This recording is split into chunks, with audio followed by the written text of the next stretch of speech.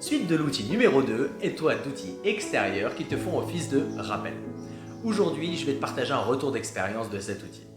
Pour ma part, j'ai récemment décidé d'organiser des après-midi soirées en micro-comité de 4 à 5 personnes maximum où l'idée de cet événement est de se connecter à soi, d'être écouté, écouter les autres et d'échanger dans un climat de bienveillance tel que nous abordons tout type de sujets, même les plus profonds.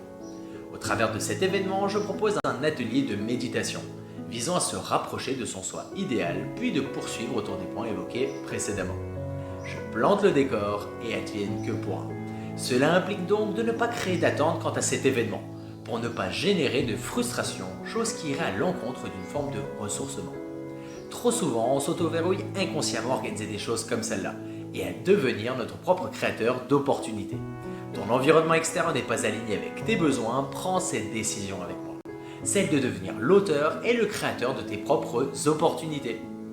Au travers de cet exemple que je t'ai évoqué, à ce moment-là, en m'offrant cette possibilité.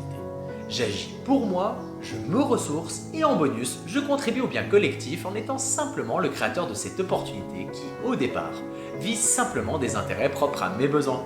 Et abonne-toi si tu veux enfin scroller utilement.